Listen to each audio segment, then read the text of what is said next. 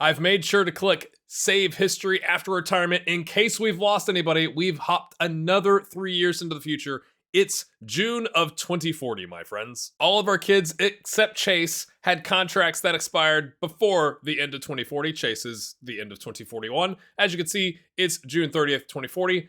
Let's go take a look. The 3 most urgent expirations were James, Marcus, and Chris. We're going to start with Marcus, who is... okay, he's gone someplace. He's with West Brom, my friends. West Bromwich Albion, to be proper about it. And yes, attribute analysis just for you lovers of that. So far into the series, you were like, I'm going to hit dislike if you don't have it. Okay, I'm a bit concerned. Why does career stats only show 40 to 41 up here? What has happened there? Okay, I've reloaded the file. You talk about heart attack at the end of a series, because I went back to the end of year 16 and it had stuff there. Okay, that appears to have just been a glitch with loading the file, probably because the file's so freaking big at this point.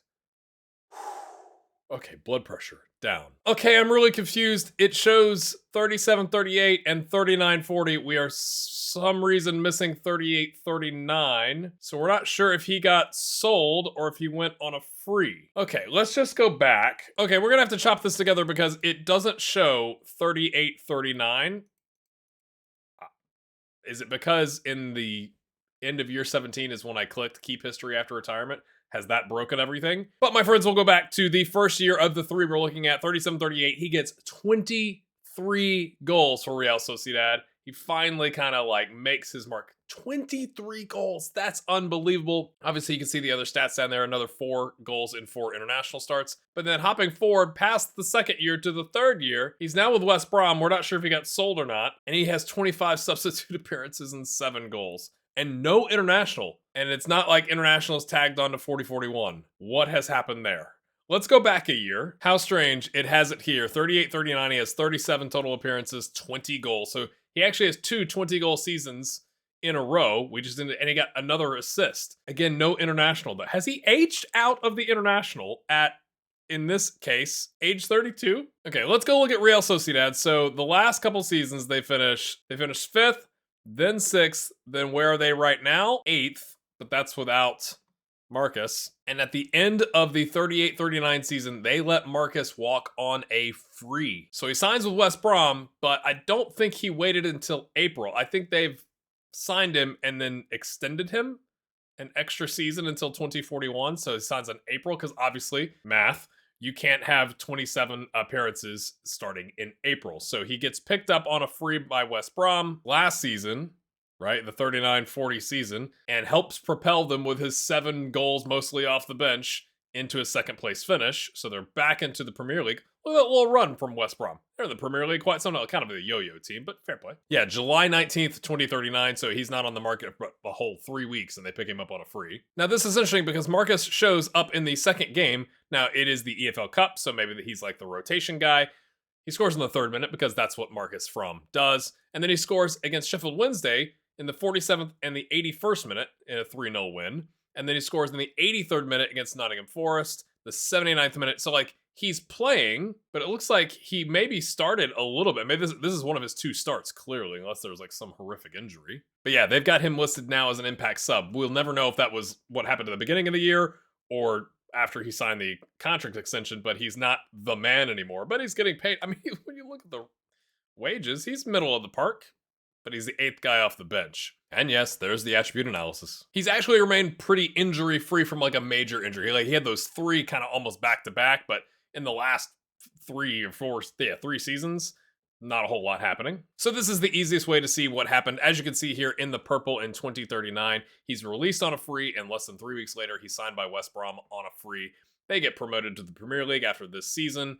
You know, he's got that impact sub. I want to point this out. He's appointed as the Indonesia captain on December 28th, 2036.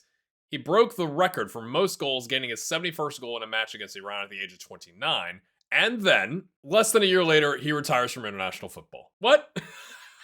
You're the captain. Yeah, I'd be captain for 1 year, and then I'm out. I'll see you later. And I guess that makes sense because in 2037, it's World Cup qualifying. They make it all the way to the playoff against China, and they lose on a 3-1 aggregate scoreline. Marcus tries to drag them to success, scoring in 5 of the games, including in the playoff, the 1 goal there. But it's not enough. And going into the next World Cup cycle, obviously in 2038, you get the AFF Championship, and he doesn't qualify for that. So he's like, I'm gonna be too old by the time the next World Cup comes along. See you later. Another thing we're going to keep an eye on is he does now have staff attributes as a head coach. Okay, as you do. Not looking so great as a head coach there, Marcus. You might choose something else. Super adaptable, as you can see. Determination still 12. Likes to work with young players. Maybe it's because Indonesia's constantly got new guys coming in or something like that. I would say he doesn't have much of a future when it comes to being a staff member, but you never know. Moving on, let's go look at James to see where he's at. Al-Fateh? Al-Fada. I'm so sorry. Now, he signed a deal at the end of July of 2039. Was that right after his contract? I thought he was 2038. Maybe they did the one-year extension. We'll take a look. 155,000 a week. He's gone to finally go get that bag, is what it looks like there. So I don't know if clicking save history after retirement has broken this, but 36-37 is the last season we could see. So we're going to have to go back in time again. But he moves on a free, and he picks up 8 goals, 12 assists. He's still involved internationally.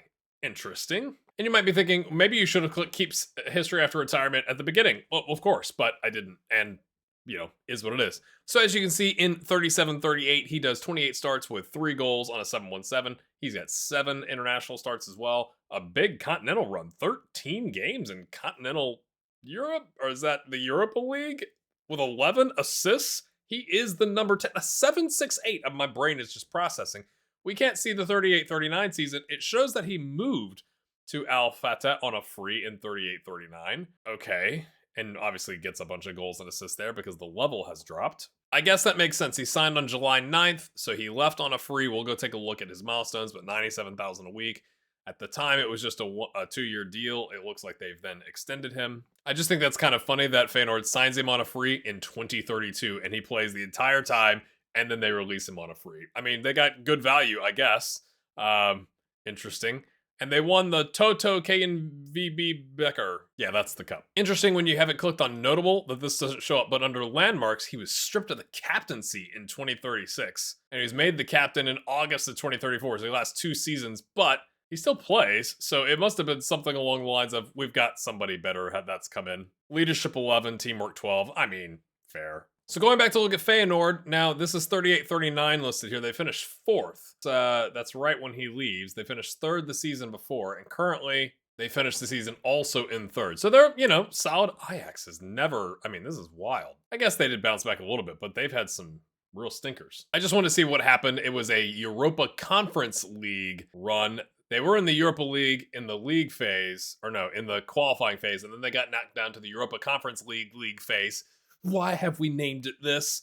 But they make it all the way to the semifinal against Lille in a 1-1. James does a 7.1, and then in the return leg, they lose 2-1, so an aggregate of 3-2. But James plays well, 7.0 in that game. They also had a man sent off in the 82nd minute as they were pushing on, trying to get something done. Internationally, he's still listed as the number 10 in a 4-2-3-1 for Colombia. Going forward internationally, we can't tell if he played in all 4 of these games in 2037 in the second half because he does show up as a goal scorer here against Chile, but we can't see the whole roster. So I would presume he was involved. We'll take a look at his injuries here in a little bit. But they make it to the World Cup, which is kind of important. So we'll take a look at this. James does a 6.2 in a loss to Portugal.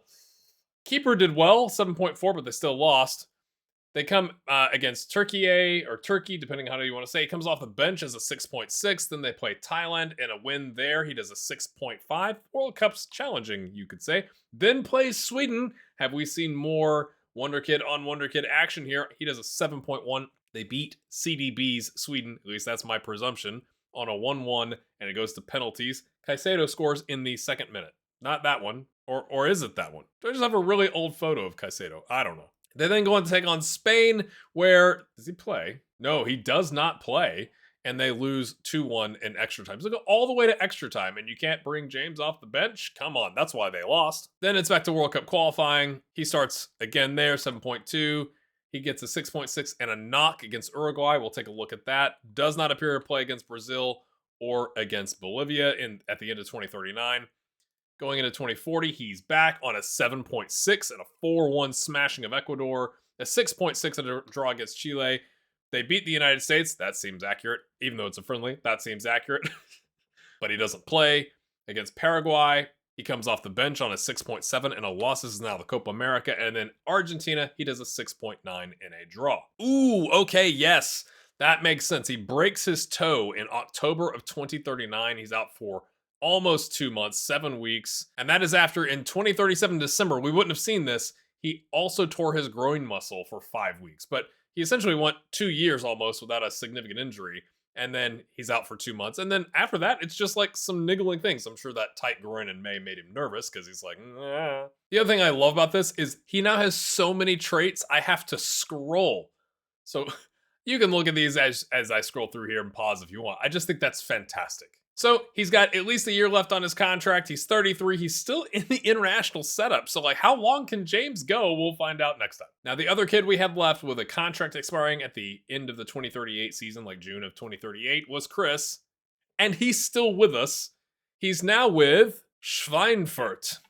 Familiar? Of course, Chris, we can see the whole history. I think actually one of these guys still had the save history after retirement already selected. Maybe that's why it doesn't break. We can see his full history here. Let's take a quick look. So he moves on a free to Elversberg, easy for me to say. He plays there for 2 seasons. He's there for 2 seasons. He doesn't really play. He gets 9 appearances in the second season after getting 8 in the first season. Significantly less starts, you could say. But he plays all right. A 6.83 in the league is not bad. He's still involved internationally. It's still going terribly.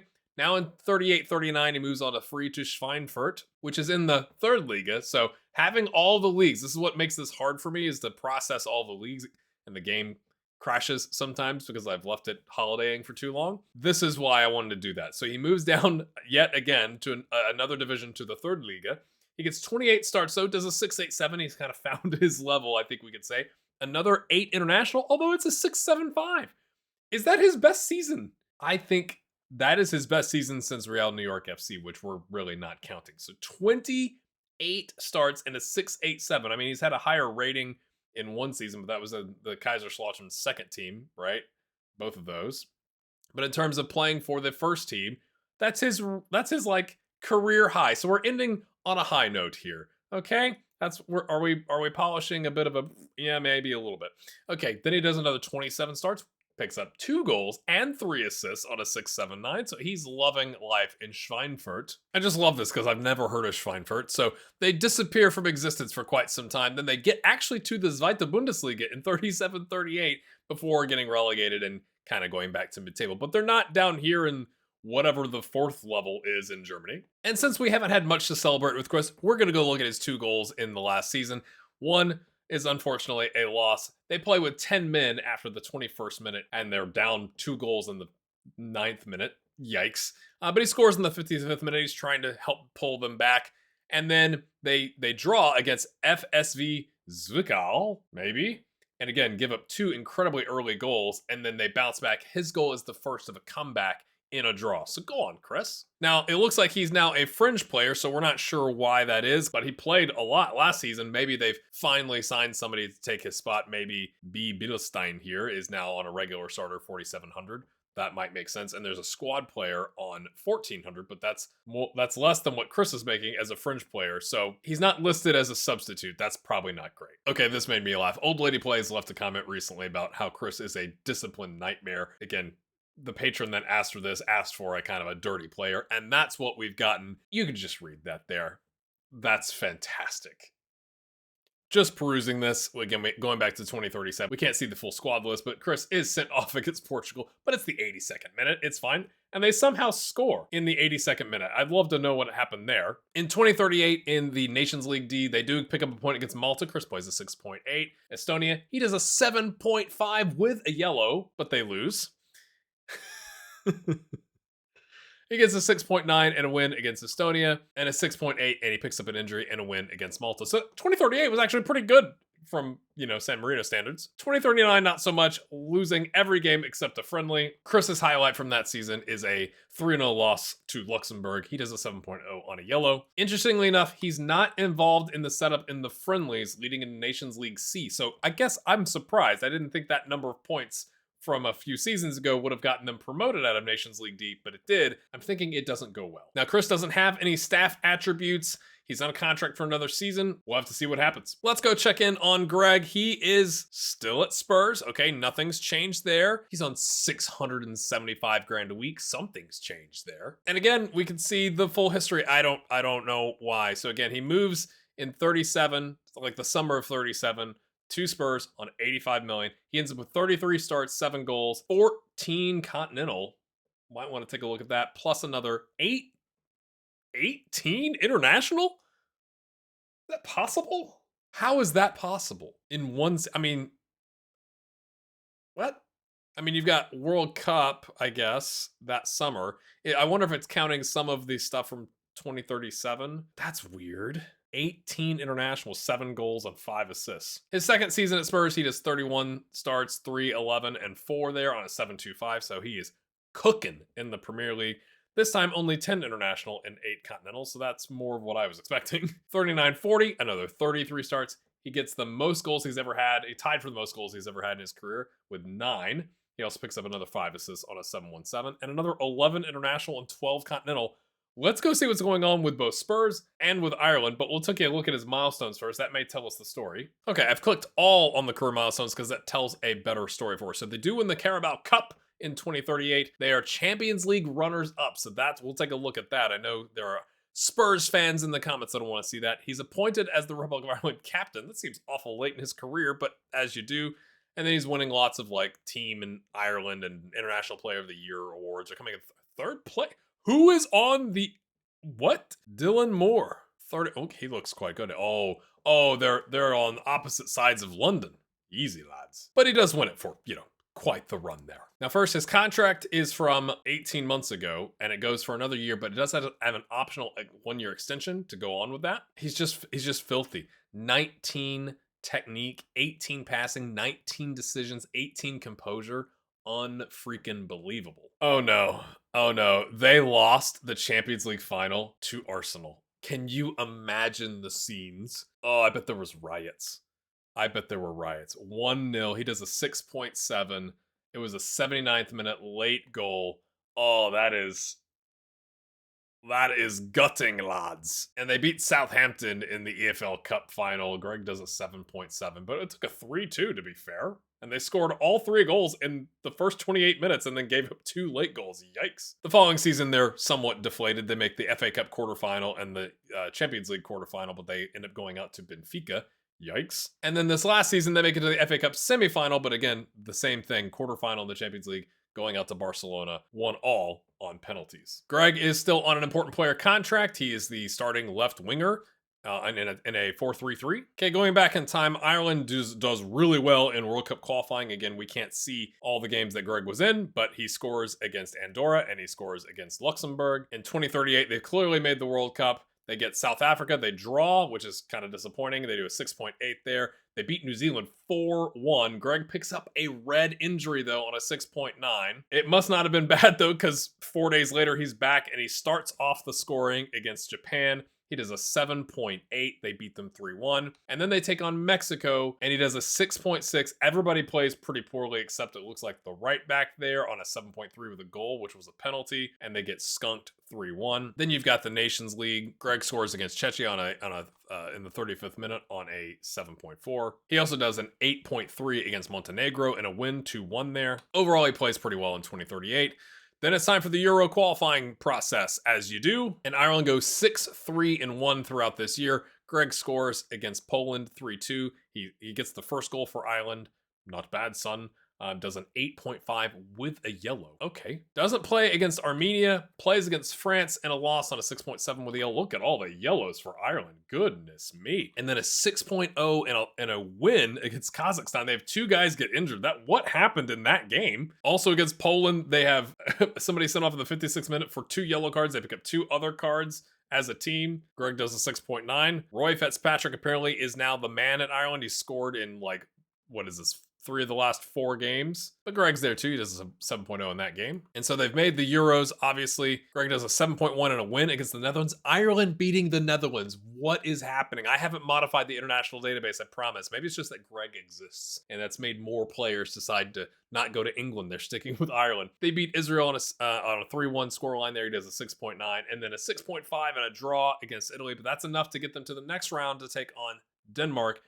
We'll have to see how that goes. Let's go check on Chase. He's still in UAE at Al Wadda. No one corrected me in the comments, so I'm assuming I've said one of the many times I've said it correctly. So just say it 6 different ways and you'll eventually get it right, yeah? I'm actually look at his goalkeeping attributes. Ooh, almost said stats. He has really, I know goalkeepers peak later, but you talk about peaking later. He has peaked later, my friends. Now, the mentals, not so much, and the physicals, yeah. But the attribute analysis over here is looking pretty good from a goalkeeper standpoint. Still on 94 grand a week. He's got a contract until 2042 now, so he's gotten an extension. Or maybe they activated the extension because it looks like it's the original deal. It was 2041. I'm very confident of that. And of course, it's broken and we can only see 39.40, so we'll take a look at that. It's showing that he was picked up for 21 million. Then that doesn't make any sense. I'm going to go back and load the league. But in 39.40, he does 25 starts, 1 sub, again, goalkeeper subbing, with 24 conceded and 9 clean sheets. So, but he does a 7.8. A 7.8 as a goalkeeper? Like he had the one substitute appearance on a 7.7 for PSG, but like a 7.8 average rating. And he's still involved internationally. That's important. Okay, I've taken us back to 2039 so we can see the stats here. So this is when he actually moved for 21 million. And he had 15 conceded and 15 clean sheets. That's actually not bad on a 7.33. 18 international. I think the international is getting messed up because of something with keeping the history after retirement. It's also showing in 38-39 the same thing. The 25 starts, 1 sub, 24 conceded, 10 clean. So I've messed something up there. I'm not feeling very confident about the stats it's showing us, to be honest with you. But he's playing very well, to be fair. Yeah, it's broken something because it doesn't even show him like, supporters player of the year. You'd think he would have made like the seasonal best 11 for his club, right? So that's strange. So there's not a whole lot we could see in UAE anyway, because it's not a league that's playable in the game. Let's go take a look at what's going on in Australia. For starters, Chase is the starter. 2037 was a bunch of friendlies at the end of the season. I guess maybe because the qualification process in Asia, and they were like long gone, good to go. They make the World Cup. Cuba makes the World Cup. First, they play a friendly, I missed that earlier, against Ireland, and they lose 2-0. Goals in the 21st and 23rd minute, Chase on a 6.3. Exactly how you want to warm up. But again, it's like tough opposition, so maybe that's kind of how you want to do it. A 3-0 win against Cuba, a 7.4. Julian King does a hat trick. They get smashed by the Netherlands 5-0. Chase does a 5.5. But to be fair, no one really plays well in that game, and it's the Netherlands. Then they draw with Senegal. So they get 4 points at the World Cup. It is a 7.3, but it's not enough to help them get to the next round, which is kind of gutting if we're honest. I can't see the groups because it's been so long in the past. Hopping forward to 2039, you've got the Asia Cup group. Chase is there, but he picks up an injury in the first game on a 6.8. He's back though, 7.7. Kyrgyzstan had a man sent off in the 13th minute. So you kind of go like, well, how did you get a 7.7? That's usually like lots of saves and stuff like that. So I'm just kind of curious. It's like, surely against 10 men, Australia would do okay there. But he's getting good ratings, a 7.6 then against India with a win there. And then they lose to UAE, which is ironic because it's his teammates probably on a 6.7. Lots of friendlies the rest of the season before they go back to World Cup qualifying. Chase is there again, a 7.7 against Palestine and a 7.7 again against Lebanon. Both of those in a 2-0 and 3-0 win. They move on. 6.8 picks up another injury. Good grief. Lots of little niggling injuries for Chase. A 7.2, 7.5, and a 7.5. Let's check out the injuries. Yeah, Chase, it's almost a full page. I'm leaving it zoomed out here because my goodness me, that is almost a full page. So none of his injuries are like long-term or horrific. It's just lots of niggling little things. He's under contract for another 2 years. He's not for sale. He's 33. Chase may go the longest because he's a goalkeeper. He also doesn't have any staff attributes. It doesn't say that he's retired internationally, so we'll see next time. Hey, my friends, just want to pop in here and say thanks so much for watching. Obviously, this has been a very long series, so thanks for your support. If you want to further support the channel, there are all sorts of links in the description. You can do that. I'm going to get back to the episode. All right, let's go check on the main man, CDB here. Still on 525 a week. He's being outpaid by Greg. That's the first thing I noticed. He's still with AC Milan. Again, it's messed up. It's showing he's been at the club 26-36 and then 39-41. Why does clicking keep history after retirement break this? No idea. We'll go back and take a look. But in the most recent season, 33 starts, 3 subs, 12 goals, 13 assists. He is cooking, my friends, on a 7.56. Now, he may have had higher ratings in between. We'll check, but that is, of what we can see here, the highest ratings yet. Okay, taking us back to the previous season so we can just see what's going on. He also had 29 starts, 5 subs. So I wonder if he had like a knock he was coming back from there with 6 goals on a 7.35. So yes, that 39-40, if that's accurate, is his highest rating yet. He is Italian at this point. He's a Swedish Italian lad, as you do. I'd be remiss if I didn't show you the 37-38 season where he gets 13 goals, 10 assists on a 7.48. Ooh, 23 total goal involvements. Go on. Hopping now to the most recent season, he's got 25 total goal involvements. Yeah, quite good. Quite good, this CDB guy. He's remained relatively injury-free, just like little things here and there. I've clicked on all on career milestones. Look at all of the awards in Serie A. Is this like Della Settimana Della? Like player of the month, player of the week, player top 11. Surely that, okay, this is January 1st, 4th, 11th. Maybe it's like player of the week, player of the month. I don't know. He's got a lot of awards. They were only, despite all of this, let's go back to notable. They win the league in the most recent season, and they won it in 2038 and 2030. Every other year, AC Milan is winning the league. But in between, not so much, no cup runs or anything like that. He broke the, oh, that's 2032. That's a long time ago. You can pause if you want to take a look at that. And they've won 2 of those titles with Ryan Mason, the former Spurs coach. Not manager, just a coach. Interesting. And that's after winning 2 titles and a cup with Pep and sacking him. Fascinating. In 37-38, they get knocked out of the Champions League at the quarterfinal stage by Real Madrid. CDB does a 7.1. Look at all the yellows. 7.1, and then an 8.4 with a goal. Oh, 3-3, but they gave up the 1 goal in the earlier tie, so it ends up being a 4-3 loss, and he scores a penalty. They get 2 penalties in that game. Oh, the Madridistas were going like, referee, you know?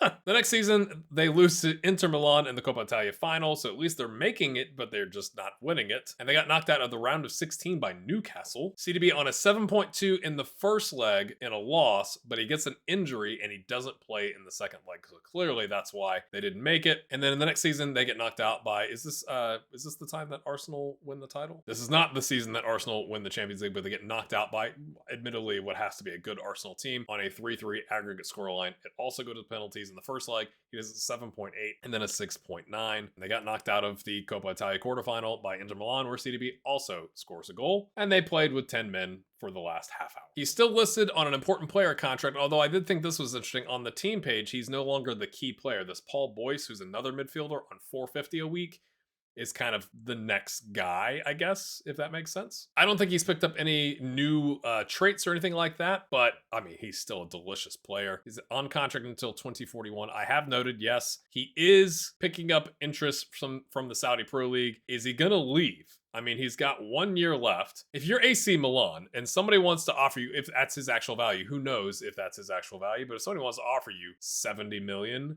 for your 33-year-old midfielder, you probably bite their hand off, right? That's the phrase we use, yeah? He retired internationally in July of 2038, so let's go take a look at that. The back half of 2037 is qualification. Clearly, they made that because we saw what happened. We just can't see where he played. At the group stage, they beat Tunisia 5-1. He does a 7.8, 5-1. That is brutal. Golly, if you're Tunisia. Then they draw with Chile. He does a 6.6. They draw with Germany. He does a 6.7. And then that takes them to the second round against Colombia, where we saw that earlier, they lose on penalties. CDB does a 6.8, but also picks up an injury. I wonder how early that injury was. We can't see, but that's when he says, I'm hanging up my boots. We've made as many World Cup runs as I got in me. I'm 33 and a half. Somebody else take over. Now, CDB also does not have staff attributes, so I'm curious if that means like he still wants to keep playing. again, let's go look at the information. He's flattered by the interest being shown in him. Maybe that means he goes and gets one more massive contract because he's like, I can't be the guy with the second highest contract in this experiment. We'll see next time. Last but definitely not least, we've got Gustav. He's still with Juve, and we still have the same problem where it looks like he just disappears for a couple of seasons. Not sure why that's happening. He's requested to leave. Interesting. So he's transfer listed at 38.5 million, which is kind of in the middle of that range, I guess. So despite the fact we can't see his history for the seasons in between, we can see the notables, which is interesting. So after a pretty good run in 36 where they won the Europa League, they only win the Coppa Italia, and then they won the Super Cup in 2039. They're the runners-up in the Coppa Italia in 38, and that's pretty much it. Other than that, obviously he's got all sorts of like, this is all the things that I'm doing. I feel bad because as a center back, he has no landmark achievements since 2026 in terms of like personal stuff, which is kind of sad. Okay, I've taken us back a year. This is now 2039, June 2039, just so we could see what happened. He gets another 35 starts in 37-38, a goal and assist on a 7-2-7, which is, up until that point, and including the next season, his highest average rating ever in league play. Still involved internationally with the 5 there. 38-39, he has 35 total appearances, so he is the full-time, like, he's been the full starter for quite some time. He's made quite the run at Juve on a 7-2-4. Interestingly enough, though, no international. I wonder if that's kind of the same thing. It's like the World Cup just happened. I'm out. Now, I'm curious why he wants to leave. Maybe it's just because they're not performing well as a team. He's on $325 a week. He is on a star player contract. He is the starting right center back in a 4-2-3-1 is what it looks like. I wonder if it's because they're out of the Champions League because they finished 5th this past season. They haven't won the title since 2032, and he's been there the entire time. And they lost to the likes of Fiorentina on a 2-legged Coppa Italia semifinal on a 5-4 aggregate scoreline. Fiorentina are a mid-table team, so ooh, that's not very good. Yeah, they're in the Europa League this coming season, so I wonder if that's, he wants Champions League. Obviously, AC Milan won the title, and there's the attribute analysis. Every time I load this, it, for some reason, just kills it off. And hilariously enough, Eddie Howe left, I guess, of his own accord at the end of August of 2039, so maybe somebody else got sacked and he left before the season started? That's weird. And then Arne Slot is now the manager. Eddie Howe went to Real Madrid. Fair play. So the fact that Gustav wants to leave probably for Champions League football, and he's still got some value, and they're paying, you know, decent wages to him. I'm curious if he does leave before the start of the next season. That also indicates to me that he still wants to keep playing. Now, I know 33, you still got legs as a center back, and he did retire from international football at the end of 2037. I wonder if that means Hungary did not qualify for the World Cup. We'll go take a look at that. And yes, wants to leave to play in the UEFA Champions League. Not just a hat rack, my friends. That's my guess. The back half of 2037 does not go well, although he does score. Gustav gets an international goal against Armenia in the 8th minute in a 3-2 win, and then they lose to France and Bosnia and Herzegovina on a 2-0 scoreline. They beat Armenia again, and then they lose to France 2-1, and that means they're not in the World Cup, and Gustav says, I'm out. All right, my friends, I've got them stack ranked by wages here. We still have Greg at the top of the pile, $675 a week. That super surprises me. I thought CDB was the guy, but also CDB seems to be very happy in Italy. So I'm curious what you think now. Who's the first to leave? I'm a little nervous that we have one player that's got, you know, staff attributes, but they're awful. Like surely if you're on all ones, you don't go and be a staff member, right? But if you've enjoyed this, my friends, hit that like button. It really does help the channel, and we'll see you next time.